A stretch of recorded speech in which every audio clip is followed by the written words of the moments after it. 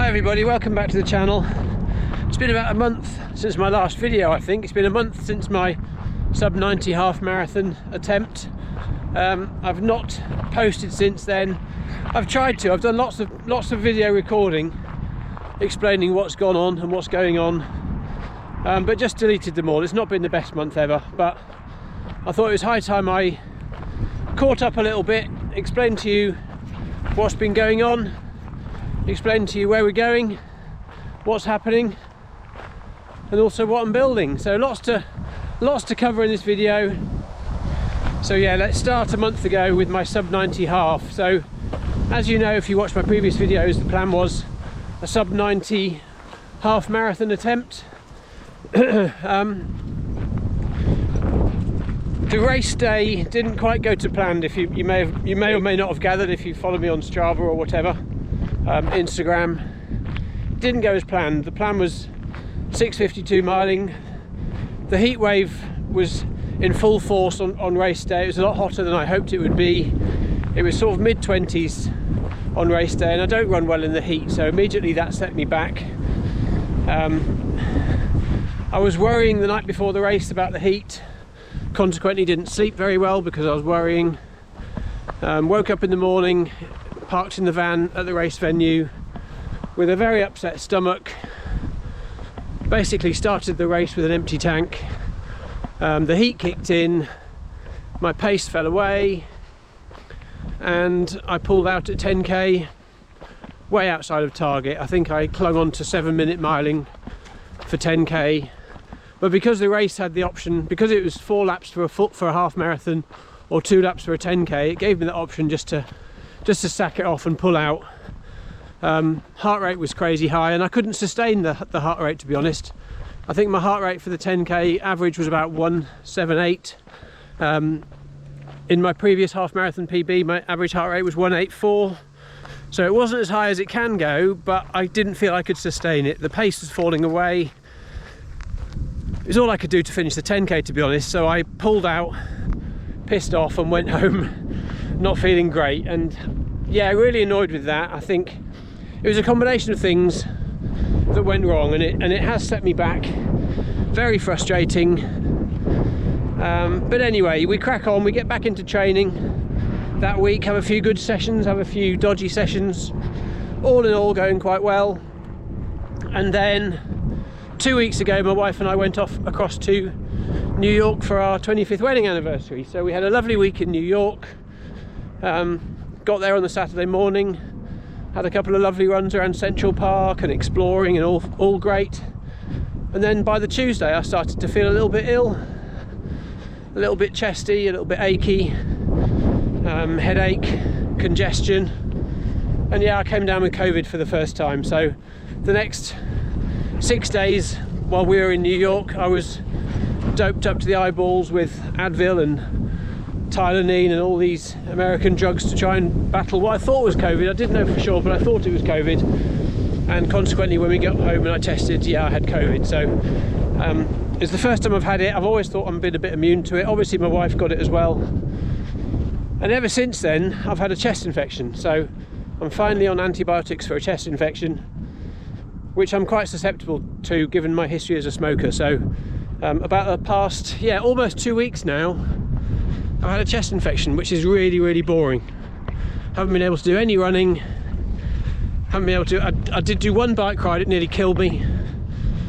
I had to cycle a stage of the Round Norfolk Relay. It nearly finished me off. It was 7 miles, easy pace. I was done. So yeah, I'm really breathless, chesty, coughing up crap. Basically feel like a 90-year-old smoker at the moment. But as I said, I'm on antibiotics now. Hopefully they'll start kicking in. Hopefully I'll start to feel better. I'm out of breath now just walking the dog. It's rubbish. So that's where I've been. That's what's going on now. Next thing was what's happening. Well, I realised after my sub 90 failure that my half marathon PB was done during a block of Ironman training. I've got Frankfurt Marathon in literally 5 weeks' time. I don't think it's going to happen. I think I might have to just pull out at this stage. I don't think I can recover from 3 weeks of no running in time to make it worthwhile. So I'm probably going to pull out a Frankfurt Marathon and just give myself time to recover. But also I think the plan is, once I'm feeling a bit more human, just to get back into Ironman training. Haven't chosen a race yet. I've mentioned before that 10:26 is my Ironman PB. I always planned to take a year of marathon training, then go back into Ironman training. That was always my plan, but COVID sort of messed it up a little bit.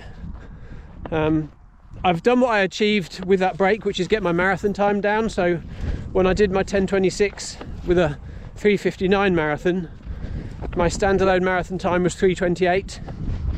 It's now 3:15. So I've done what I achieved in taking that time away from Ironman, and I think it's now time to go back into it.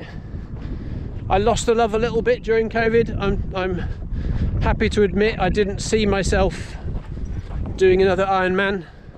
All I saw was all the horror stories of people trying to get refunds for races they'd signed up to with Ironman and getting fairly badly treated, and I didn't see myself going abroad for an Ironman or paying Ironman the race fees. But the world's moved on a little bit, hasn't it? We've caught up a little bit. Things are getting back to normal. And I think it's time to go back into Ironman training. Obviously give myself another couple of weeks to recover from this. But it's, you know, it's the almost the end of September. The race that I would target is probably going to be 12 months time. So it's a lovely long block of training. And you know, last time I did this is when I got my half marathon PB. So I know Ironman training works well for me. I always plan when I'm marathon training to keep on top of bike and swim sessions, and I never really do because it's not on my training calendar. So this time I think I'm going to get myself a triathlon coach. So bike and run sessions will all be planned in, as well as the running. So I always hit the sessions. If I've got sessions to do, I do them. If I'm left to my own devices a little bit, I don't do them. So I think if they're all planned in, they're all on training peaks, you know, it's a good time to have a decent year of training towards that sub 10 hour Ironman. Obviously I'm going to video the whole journey because frankly Ironman training works so much better with video recording. Long bike rides, swims, easy runs, zone 2 stuff works a lot better. So I will be documenting the journey towards a sub 10 Ironman's pretty cool. I'm quite excited about that. One major problem I've got with this whole plan is that about a year ago I sold my triathlon bike. I had a beautiful Giant Trinity Advanced Pro black and orange tri bike, Dura Ace Di2 gears, Drag 2.0 bars, zips. Hell of a bike, absolutely loved it. But I did sell it about a year ago. I walked past it for about 2 years thinking I probably should get rid of you now, and I clung on to it. But about a year ago I sold it. So I've realised one thing that I need to do is build a new bike or buy a new bike. And you know, that's not a hardship. I love building bikes, buying bikes, putting bikes together. It's one of my many hobbies, so I'm more than happy to do that. I've started looking, in fact, yeah, that's the next stage of this video. I've mentioned what has been going on, and now I need to cover what I'm building. So yeah, bike situation. I started looking at medium frame sized Giant Trinities because I love my old one so much. There are a few around. I've realised that the one I sold someone got quite a good deal for really, because I can't find anything similar to that for the price. So they got a good deal. I've seen a few similar. They're either top end of Scotland or down in Cornwall somewhere, the ones that I would go for. So carried on looking a little bit, not really found one I fancied, but then finally I did spot a frame that I fancied. Not a Giant Trinity, something very different.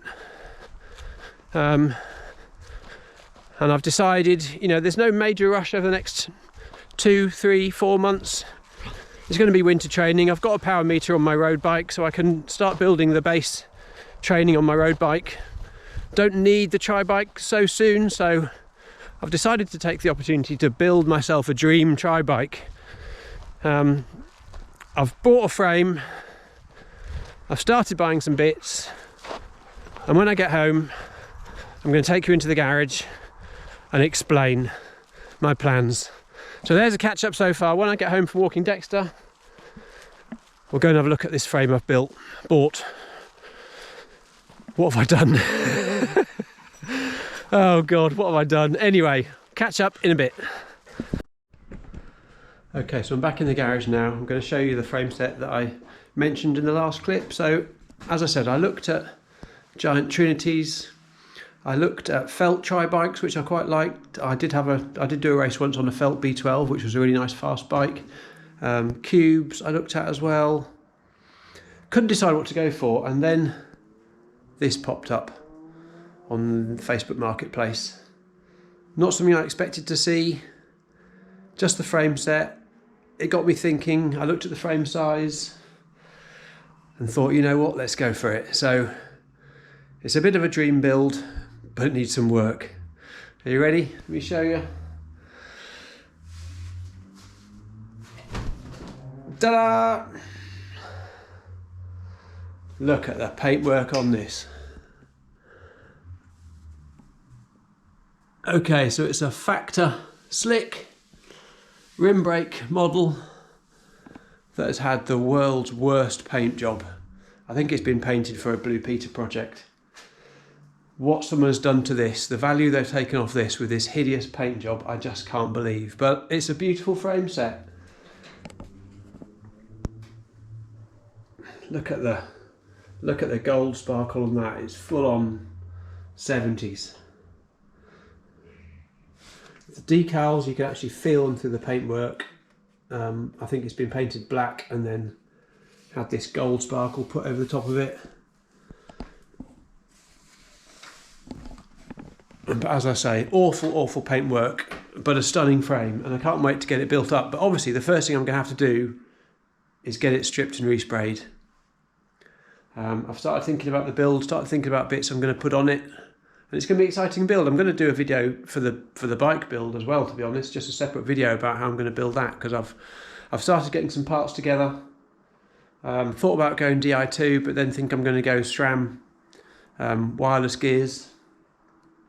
Yeah, it's going to be exciting, but that's got me excited for what's to come over the next year or so as I build this in the next few months and then start getting training on it. As you can see, I've made some changes to the gym, tidied it up a little bit in here, changed all the cupboards, moved it around a little bit so I can get my Zwift setup sorted, ready for some winter training on this Factor Slick when it's built up. So there you go.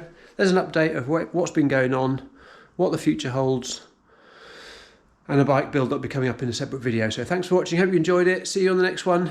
Don't forget, fire some comments in, let me know how you're getting on, how your season's looking, and how things are going. But see you on the next one. Cheers, bye.